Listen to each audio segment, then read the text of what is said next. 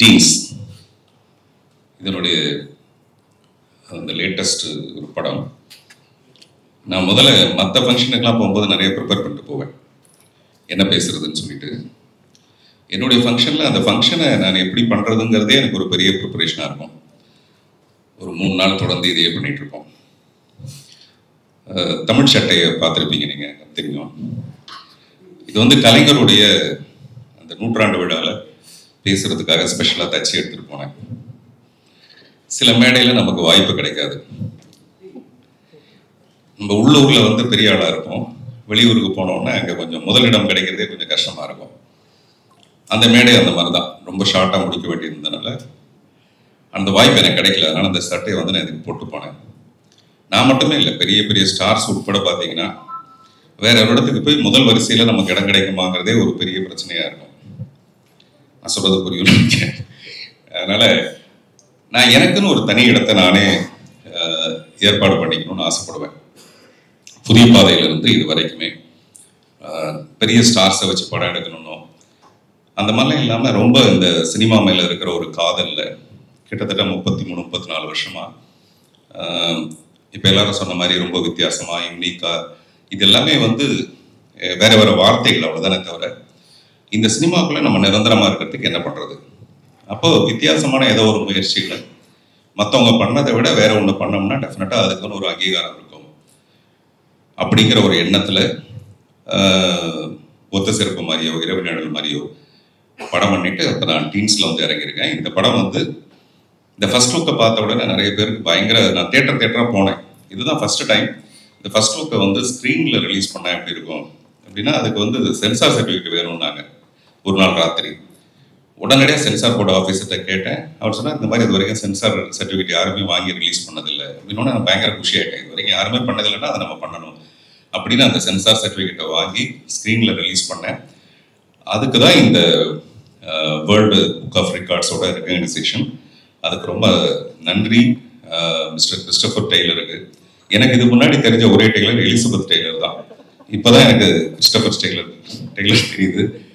அவர் Taylor கொஞ்சம் late பண்ணிட்டார் போல இருக்காரு, லேட்டாக வந்திருக்காரு. நீங்கள் யாராவது ஒருத்தர் அப்புறமெல்லாம் டிரான்ஸ்லேட் பண்ணீங்க. மேடம் அவர்களுக்குமே என்னுடைய நன்றி, என்னுடைய நண்பர் விவேக் அவர்களுக்கு நன்றி.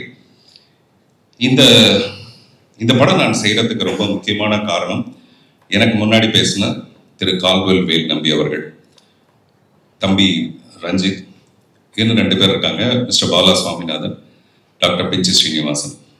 இவங்க ஒரு 4-5 நண்பர்கள். என்னுடைய இரவு நிழலுக்கும் அவங்க தான் தயாரிப்பாளர்கள். அதில் வந்து ஒரு மிகப்பெரிய லாபமாக அந்த படம் அமையல. ஒரே லாபம் எனக்கு என்ன பெரிய சந்தோஷமாக இருந்ததுன்னா, ஒரு சிங்கிள் ஷார்ட் ஃபிலிம், உலகத்தில் இது வரைக்கும் யாரும் முயற்சி பண்ணாத ஒரு நான் லீனியர் ஃபிலிம் நான் எடுக்கணும்னு ஆசைப்பட்டேன். அதுக்கு பின்னணியில் பேஷன் யாருக்கு வேணாலும் இருக்கலாம், கனவு யாருக்கு வேணாலும் இல்லை. கண் இருக்கிறவங்களுக்குலாம் கனவு இருக்கும். ஆனால் அந்த கண்ணுக்கு ஒரு ஒளியாக அந்த படத்துக்கு பின்னாடி பொருளாதாரமாக இந்த ஒரு 5 நண்பர்கள், டாக்டர் பிரபாகரன் ஒருத்தர் இருந்தார். அந்த படம் வந்து மிகப்பெரிய வெற்றி அடைஞ்சு மிகப்பெரிய லாபமாக, இந்த உலகமே எப்படின்னா பணம் மட்டும்தான். உலகத்தில் பணத்தை விட பெரிய விஷயம் நிறைய இருக்கும். ஆனால் அது எல்லாத்தையும் பணத்தால் தான் வாங்க முடியும். அப்படி தான் பணத்துக்கு பின்னாடி ஒரு பெரிய கூட்டம். இப்போ சமீபத்தில் ஆயி பூரணம்னு ஒரு அம்மா தன்னுடைய 7.5 கோடி ரூபாய் நிலத்தை கல்விக்காக ஒரு பள்ளிக்கூடத்துக்காக எழுதி வச்சாங்க. நான் அவங்கள வந்து ஃபோன்லேயே அவங்க காலில் விழுந்து கும்பிட்டேன். இப்படிப்பட்ட மனிதர்கள்லாம் பார்க்கறது கஷ்டம்ட்டு. என்னை விட அதிகமான பேஷன் வந்து திரு கால்வெல் வேல் நம்பிக்கும் ரஞ்சித்துக்கும் இருந்ததுனால தான் மறுபடியும் இந்த டீன்ஸுங்கிற ஒரு படத்துக்கு அவங்க தயாரிப்பாளர்களாக வந்திருக்காங்க. இப்போ இந்த படத்தை என்ன விலைக்கு விற்க முடியும், எவ்வளோ லாபம் வரும், அது எதுவுமே அவங்களுடைய எதிர்பார்ப்பு கிடையாது. என்னுடைய கனவுக்கு ஒத்துழைக்கணும், அவ்வளோதான். ஸோ அதனால் அவங்களுக்கு காலத்துக்கு நான் நன்றி சொல்லலாம். அது இந்த படம் வந்து பொருளாதார ரீதியாகவும் ஒரு பெரிய வெற்றி அடையுன்றது என்னுடைய நம்பிக்கை. காரணம் வந்து இது ஒரு குழந்தைங்களை வச்சு நான் பண்ணுற ஒரு படம். 13 குழந்தைங்களை வச்சுட்டு குடும்பத்தோடு பார்க்கக்கூடிய எந்த எக்ஸ்பெரிமெண்டல் முயற்சிலாம் இல்லாமல், பட் அட் த சேம் டைமில் நீங்கள் பார்க்குற ரெகுலரான ஒரு ஃபில்மாக அது இருக்காது. அந்த மாதிரி ஒரு படம் பண்ணிட்டு இருக்கேன். இந்த படத்துக்கு வந்து ஒரு பக்க பலம் திரு கேமி கேரி, இந்த படத்தோட சினிமாட்டோகிராஃபர். நீங்கள் விஷுவல்ஸ் பார்த்தீங்கன்னாவே தெரிஞ்சிருக்கும், அவர் ரொம்ப பிரமாதமாக அந்த படத்தை பண்ணியிருக்காரு. அடுத்து இசை. நான் இது வரைக்கும் ராஜா சார் கூட ஒர்க் பண்ணியிருக்கேன், ரஹ்மான் சார் கூட ஒர்க் பண்ணியிருக்கேன், சத்யா சார் கூட ஒர்க் பண்ணியிருக்கேன். பட் இமான் சாரோட ஒர்க் பண்ணணுங்கிறது எனக்கு ரொம்ப ஆசை. நான் ரொம்ப நாளாக அதை ட்ரை பண்ணேன். ஏதோ ஒரு காரணம், மைனாலாம் படம் பார்த்துட்டு 4 ஃப்ரேம்ஸில் கீழே நின்று மிஸ்டர் உதயநிதி ஸ்டாலினுக்கு வந்து ஃபோன் பண்ணி இந்த படத்தை நீங்கள் வாங்கியே தரணும்னு சொல்லி அவரை வரவழைச்சி படம் காட்டினேன். அவர் இப்போ சொன்னார், ஒரு காதலிக்கு தான் இந்த மாதிரி பண்ணுவாங்க. என் காதல் அங்கேருந்து ஆரம்பிச்சது இமான் மேலே. அப்போ ஆரம்பித்த காதல் அது இது வரைக்கும் நீண்டு இப்போ தான் நாங்கள் 2 பேரும் ஒரு கல்யாணம் பண்ணிட்டு குடும்பம் நடத்துகிற லெவலில் ஒரு 7 பிள்ளைங்க பிறந்திருக்கு. நான் சொல்கிறது 7 பாட்டு. இத்தனைங்க நாங்கள் நிறைய நைட்டில் ஒர்க் பண்ணுறவங்க கிடையாது. அதனால் எங்களுக்கு ஃபஸ்ட் நைட்டாக இல்லாமல் எல்லாம் ஃபஸ்ட் டேவாகவே நடந்துருக்கு விடுறேன்னா.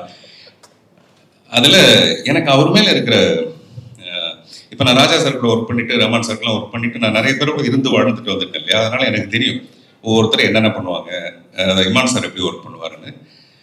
என்னை விட ஒரு 10 மடங்கு 12 மடங்கு அந்த லிரிக்ஸ் மேலே ரொம்ப பயங்கரமாக கவனம் செலுத்தி இந்த லிரிக்ஸ் வந்து தேயாமல் அந்த பாட்டு எவ்வளோ சிறப்பாக வரலாம்.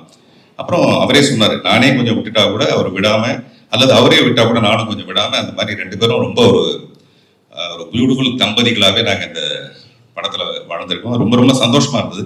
நான் அடுத்த படத்துக்கு வேறு மியூசிக் டைரக்டர் நான் முன்னாடி நினச்சிருந்தேன், இந்த படம் ஆரம்பிக்கிறதுக்கு முன்னாடி. இப்போ இந்த நினைப்பு இப்போ மாறி போச்சு. அது வந்து அவர் ஏற்படுத்தின ஒரு விஷயம். அவர் அதை நினச்சி அவர் எதிர்பார்த்து செய்யலைன்னா கூட இப்போ எனக்கு ஒரு பயங்கர ஈடுபாடு. இன்னும் ஒரு 10 பாட்டு. அப்புறம் இப்போ இந்த படத்தோட பேக்ரவுண்ட் ஸ்கோர் எப்படி வரப்போகுதுங்கிறது எனக்கு ஒரு பயங்கர கியூரியாசிட்டி.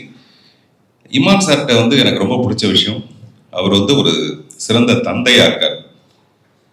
இப்போ அவர் பேசும்போது கூட அவர் மட்டும் இல்லை, அவருடைய தந்தையும் அப்படிதான்.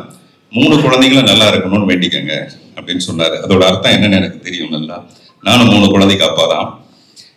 இமான் சாருடைய அப்பாவை வந்து நம்ம இந்த நேரத்தில் ரொம்ப பாராட்டணும். இந்த படம் பண்ணுறதுக்கு ரொம்ப முக்கியமான காரணம் அவர்.